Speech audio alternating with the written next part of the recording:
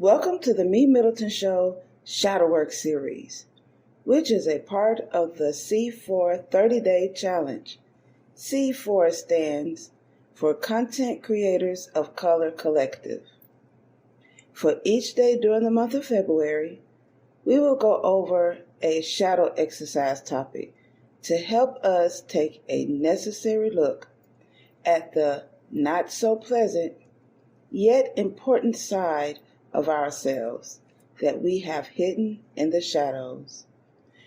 No intro music because we're getting straight to it. This episode is brought to you by Poddex. Do you find it difficult to come up with content ideas for your podcast? Or perhaps you've gotten stuck doing an interview with a guest or you just have nothing to ask anymore? Try Poddex today. Poddex is the best all-in-one podcast idea generation tool.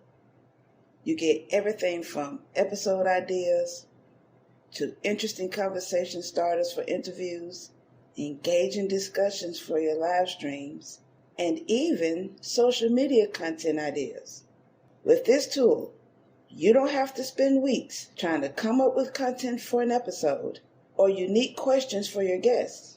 Just shuffle the cards and pick one at random. Hit the record button and get started. Now, you can make better content, have more fun while you're at it, and get your viral moment, all with Poddex. Head over to poddex.com and use code C4C.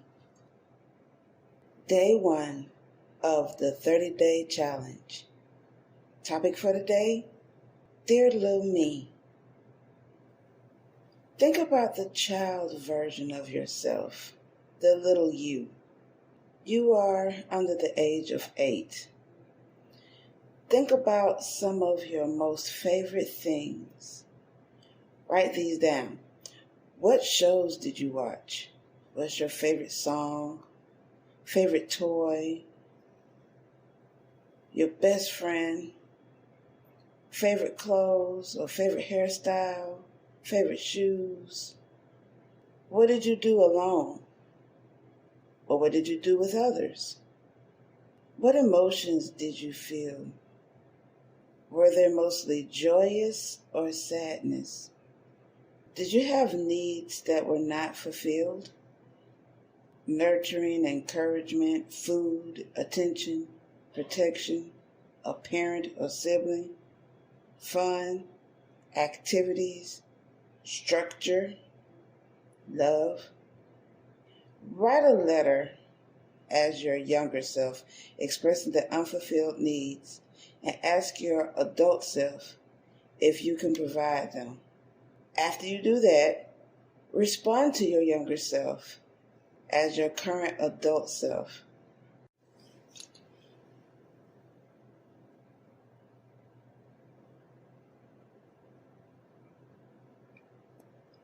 So when I was younger, I was the entertainer. I loved performing for my parents. I had a non-rehearsed show lined up often that never had an ending to it. I remember having these curtains that were in front of the front door that led to our front porch. And I would open the front porch door, close the curtain, invite my father when he come in from work to come and sit in his favorite recliner. And in his eyes, he was like, Lord have mercy, what is Mimi finna do? And my mom every now and then would peek in to see what I was doing, although she was in the kitchen mostly preparing dinner or finishing up dinner. And I would put on a 2-hour show. I didn't know how to finish my show. I didn't even rehearse. I didn't even know what I was doing. All I knew was that I wanted to sing and dance and perform for my dad. After a while, I think my show was long enough, the whole numbers that I had. I think after a while, my daddy would get annoyed and like, okay, Mimi, that's enough. I gotta rest for a minute. You worry me. And he would go eat dinner, and I think I wore him out enough for him to go to bed. Although that wasn't my goal, I think I helped him to rest. I loved singing and loved playing on the family organ. And when we go visit my father's mother's house, she had the piano at her house, and I loved playing on that piano. Growing up, I also had an imaginary friend. Her name was Hearing Perrin. I was terrible at making up names for my imaginary friends, so don't judge me. But her name was Hearing Perrin. And this imaginary friend came about because I was an extremely sheltered child. I always stayed in the house by myself. And, that lasted till I was about in middle school because I was desperate to find ways to get out of the house. So I joined different things, like I was in the chorus, and we always performed. And we're always staying after school for rehearsal. So that gave me reason to stay away from the house more. So I think I got on my family's nerve with my imaginary friend because, no one else was giving me any attention. I didn't have friends to go outside and play with at the time. I had friends, my neighbors' children, we played a lot. However, I was always in the house. So I guess I got on my family's nerves. And one day my brother decided to take my head and ram the back of my head against the wall, or the headboard rather, several times, because in his mind, his goal was to get the imaginary friend out. No one did anything. No adult did anything to stop that. So I lied and told him that she's gone. And not only was I sheltered, but I had to hide my friend who no one could see in the first place. So I had to shelter even an imaginary being. That just shows the depths of my shelteredness. All of that happened when I was about in the 3rd grade. So I had to get rid of my imaginary friend. But I did stay entertained because I always watched TV. My favorite educational show was Reading Rainbow. I know just by me saying Reading Rainbow, a lot of you who were born around my era who watched Reading Rainbow, I already have the theme song going on in your head right now. Butterflies in the sky, I can go twice as high. Take a look, it's in our book, Reading Rainbow. And I know a lot of y'all went on ahead and finished singing the rest of the song. I can go anywhere. Friends to know and ways to grow. Reading Rainbow. Yeah, and I know y'all going to keep on finishing the rest of the song. I can be anything. Take a look, it's in a book. Reading Rainbow. Reading Rainbow. Reading Rainbow. That was my joint. Yeah, I guess I had to finish it off too. Blaming it on y'all. My bad. But that was my favorite educational show to watch. I watched many others like Electric Company, 321 Contact, and of course we grew up on Sesame Street. That was one of my first educational shows ever to watch. Mr. Rogers' Neighborhood, although I did love the show, it was really a bypass show so I can get to some of my other favorite shows. It's that show that's in between the two good shows that I wanted to watch. I just hung on for the next 30 minutes to watch a show so I can get to the good shows. But those are my favorite educational shows. My favorite regular, like cartoons, I was a huge fan of Thundercats and Transformers, Voltron, and Jam. Jam is truly outrageous. Julie outrageous. Oh my good Lord, that was my jam. Jam was my jam. Ha. And when I did have a chance to go outside and play with the neighborhood children, we would play dodgeball, 1, 2, 3 red light. Yes, we have to say 1, 2, 3 red light. You just can't say red light by itself. Wherever other part of the world or country you're from, if you just said red light, we don't know what you're talking about. It's 1, 2, 3 red light. There's rules to this. And we played various hand games like Miss Mary Mac, Tweedledee, Gigolo, so many other different hand games. So per the instructions, my younger self and my older self did write letters to each other. So I'm going to share my letter. Dear Miss Evina, why was I born? Ma said that her and Daddy made me on purpose. If I was made on purpose, why didn't they care when I tried to tell them who touched me wrong? Why didn't they protect me? Why didn't they care when my grades was getting bad? Why didn't they want to keep me clean, keep my hair pretty, let me have friends, let me go outside more? Why did they keep me in the house all the time? Why couldn't I see Grandma and Granddaddy anymore? Why was I born? I tried to die a bunch of times. Why didn't it work for me but worked for other kids? I couldn't even kill myself right. Why was I born? Mimi. Dear Mimi, you was born because you have a very important path that's not like anyone else in your family or who you went to school with. Your parents was overprotective of you because you was born during a time where there was someone kidnapping children and killing them in the Atlanta area. During this time, this was called the Atlanta Child Murders. So it scared your parents and a lot of other parents. And this fear lasted much longer than the actual incident or the actual event in Atlanta.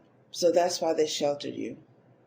There were a lot of things your parents were not aware of, that your parents didn't have resources for, like to keep you clean, keep you pretty, keep your hair up. And these stresses of not being able to afford to take care of their children is stressful on adults. So it seemed like they was not giving you the attention that you needed. In actuality, it turned out that they didn't give you the attention, but not on purpose. They were stressed out, so they go into their spaces to try to deal with these situations. And at the time, you couldn't understand what was going on. So I ask that you forgive your parents for disregarding you, ignoring you, and let that become a habit of disregarding you and ignoring you. I know it would not make sense to you as a child, but you have a very important job to do when you grow up. These bad experiences are preparing you to be a special type of healer. Everyone goes through tough and questionable times. Yet it seems like healers go through the worst. You go through the worst so that you know the various types of ailments and pains. How would you be able to heal certain pains that a doctor cannot fix if you don't know what these pains feels like? There are angels known as ancestors who are protecting you from the things that will not help you get to where you need to be. Those things like suicide. Had you been successful at killing yourself, you would have been in a worse place than where you are as a child and as an adult. That's why you couldn't kill yourself. Your ancestors stopped those suicides so that you can live and do your important job. Even though your own parents didn't know this, but you are a very important person in the world. I love you so much, Mimi. You are beautiful, talented, funny, entertaining, smart, and kind. Let no one change those things about you. Remember, I love you. Signed, Evina. So, that was the first day of shadow working. Are you able to do this type of assignment for yourself?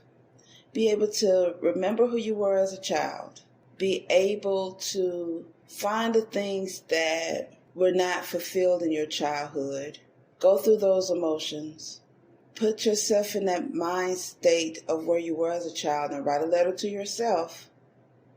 And then come back to yourself as the adult you are today and respond to your childhood self. Are you able to do that? Are you sure you're able to do that? All right, let go. Wasn't that fun? Did you learn anything? Did this episode stir up any questions, comments, or concerns? Send them over to MeMyddleton@gmail.com or leave a message on our website at www.helpbyevina.com, and I'll be more than happy to respond.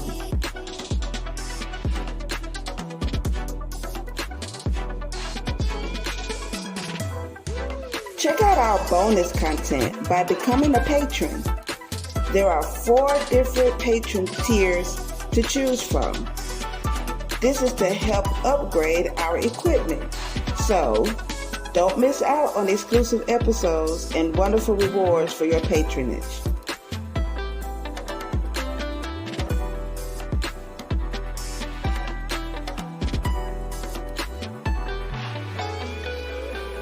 If you're on Spotify, Podbean, Google Podcasts, Amazon, or any other favorite podcasting platform, make sure you like The MeMyddleton Show and leave a comment.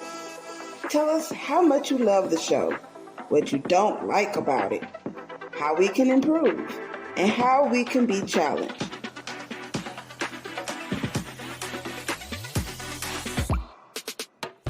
If you're listening to The MeMyddleton Show on YouTube, make sure you comment, like, click on the subscribe button and the notification bell to be the first to get the newest episode. And remember, proper prior planning perfectly promotes persistent productivity and proud, pristine performances. Now, get out there and perform. Until next time.